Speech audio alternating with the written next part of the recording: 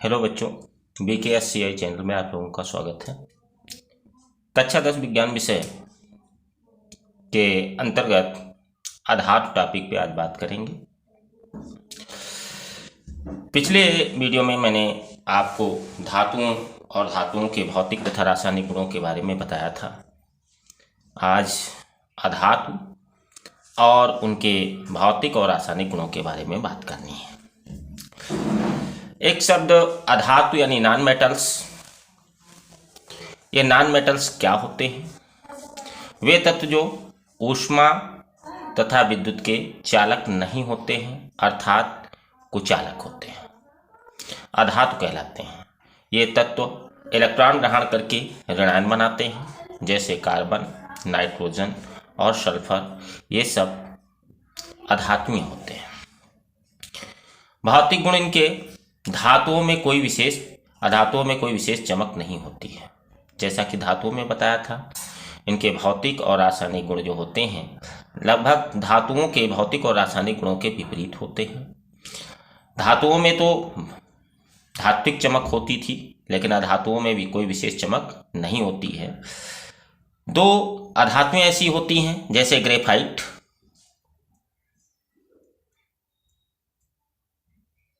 और iodine. Graphite और iodine का विशेष कलर होता है, इनके अलावा अन्य अधातुओं का कोई कलर नहीं होता है। विद्युत तथा ऊष्मा की कुचालक होती है, लेकिन यहाँ पे सामान्य तौर पर जितने भी अधातुएं होती हैं वो विद्युत तथा ऊष्मा की कुचालक होती हैं। लेकिन जो ग्रेफाइट होती है, अधातु होते हुए भी ये कार्बन का अपरूप होता है, ये विद्युत की चालक होती है। धातुएं भंगुर होती हैं, अर्थात इनको अगर पीटा जाए, चोट पहुंचाई जाए तो ये टूट जाती हैं, बिखर जाती हैं। अधातुओं में तन्यता का गुण नहीं पाया जाता। जैसे धातुओं में तन्यता का गुण पाया जाता था, धातुओं को खींच करके तार के रूप में परिवर्तित किया जा सकता था, लेकिन अधातुओं को खींचने पर तार में परिवर्तित नहीं होती हैं। इनके गलनांक व क्वथनांक निम्न होते हैं। रासायनिक गुण: अधातुएं ऑक्सीजन से क्रिया करके ऑक्साइड बनाती हैं। धातुओं और अधातुओं का ये गुण जो है एक जैसा है। धातुओं में भी बताया था, धातुएं ऑक्सीजन से क्रिया करके ऑक्साइड बनाती हैं, लेकिन धातु ऑक्साइड जो होते हैं वो क्षारीय होते हैं। लेकिन अधातुओं के जो ऑक्साइड होते हैं ये अम्लीय होते हैं। अधातुएं ऑक्सीजन से क्रिया करके ऑक्साइड बनाती हैं और इनके ऑक्साइड अम्लीय कहलाते हैं। जैसे C की क्रिया O2 ऑक्सीजन से करा दें तो CO2 बन जाता है। सल्फर यस की क्रिया O2 से करा दें तो SO2 बन जाता है। अधातु ऑक्साइड अम्लीय होते हैं, इनके जल से क्रिया कराने पर अम्ल बनते हैं। जैसे यहाँ पे हमारा CO2 कार्बन डाइऑक्साइड बना हुआ था, SO2 सल्फर डाइऑक्साइड बना हुआ था। जल से कार्बन डाइऑक्साइड की क्रिया कराएंगे तो H2CO3 बन जाता है। और कैसे बन जाता है? जल का एक O चला जाता है, CO2 के O में शामिल हो जाता है तो CO3 बन जाता है। तो H2CO3 बन जाएगा और H2CO3 जो है ये क्या है? कार्बोनिक अम्ल कहलाता है। इसी प्रकार से क्रिया SO2 की होती है। जल का O जो है SO2 में चला जाता है तो SO3 बन जाता है और आगे बन जाता है H2SO3 सल्फ्यूरस अम्ल। हम लोगों ने पढ़ा है H2SO4 यानी सल्फ्यूरिक अम्ल, और जब H2SO3 होता है तो इसको सल्फ्यूरस अम्ल के नाम से जाना जाता है। अधातुएं क्लोरीन से क्रिया करके क्लोराइड बनाते हैं।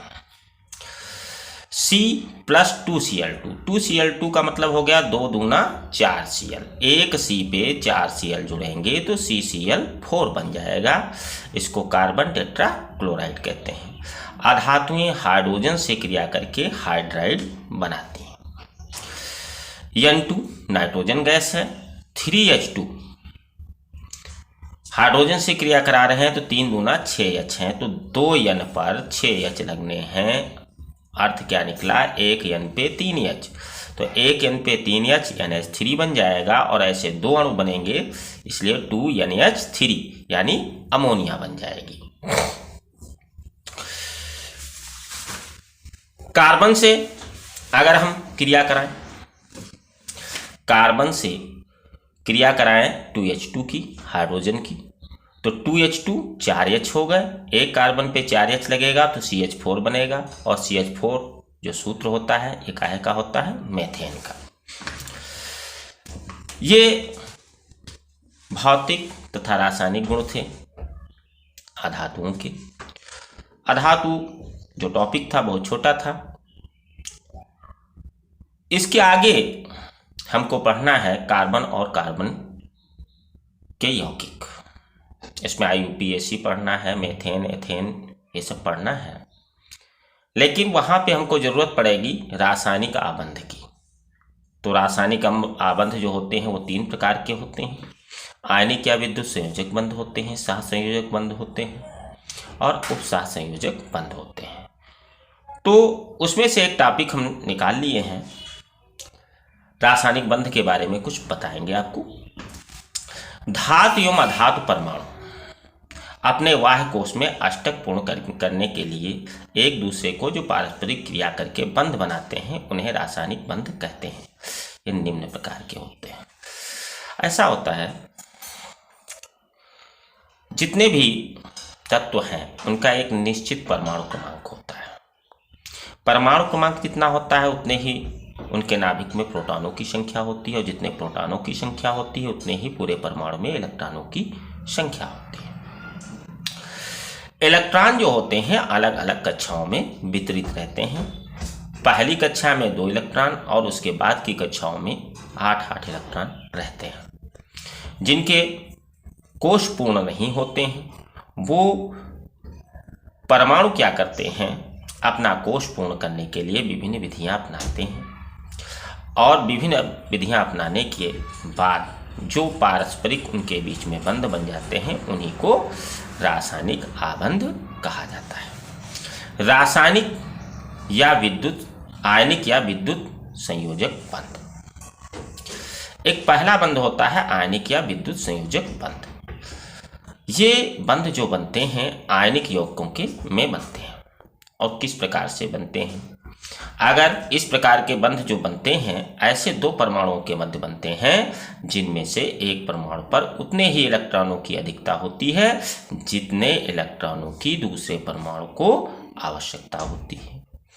एक परमाणु के बाहरी कोश में इलेक्ट्रॉन अधिक होते हैं और दूसरे परमाणु के बाहरी कोश में उतने ही इलेक्ट्रॉन कम होते हैं। अगर इस प्रकार के 2 परमाणु हैं तो उनके मध्य में आयनिक बंध बनने की संभावना अधिक होती है।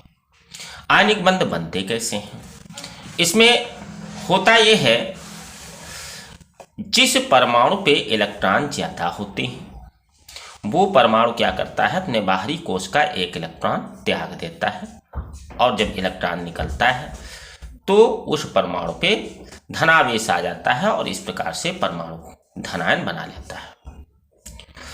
त्यागे गए इलेक्ट्रॉन को दूसरा परमाणु ग्रहण कर लेता है, और जब दूसरा परमाणु इलेक्ट्रॉन ग्रहण करता है तो उस इलेक्ट्रॉन पर ऋणावेश आ जाता है और वो ऋणायन बना लेता है।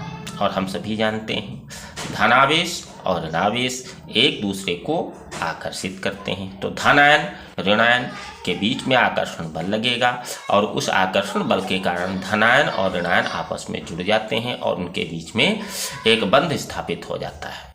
और ऐसे बंध को क्या कहते हैं, आयनिक बंध कहते हैं। और आयनिक बंध इसीलिए कहते हैं क्योंकि आयनों के बीच में बंध बनते हैं, धनायन और ऋणायन के बीच में बंध बनते हैं। ये आयन परस्पर आकर्षण बलों द्वारा जुड़ जाते हैं तथा विद्युत संयोजक बंध बना लेते हैं, जैसे NaCl के अणु का बनना। NaCl यानी नमक।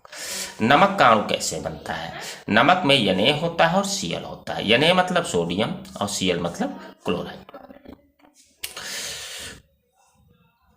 तो सोडियम क्लोराइड कैसे बनेगा, सोडियम यानी 11 होता है, परमाणु क्रमांक इसका 11 होता है। और इसका इलेक्ट्रॉनिक विन्यास बनाएं तो पहली कक्षा में 2, दूसरी कक्षा में 8 और तीसरी कक्षा में 1 इलेक्ट्रॉन रहता है। क्लोराइड का परमाणु क्रमांक 17 होता है, इसको Cl से लिखते हैं।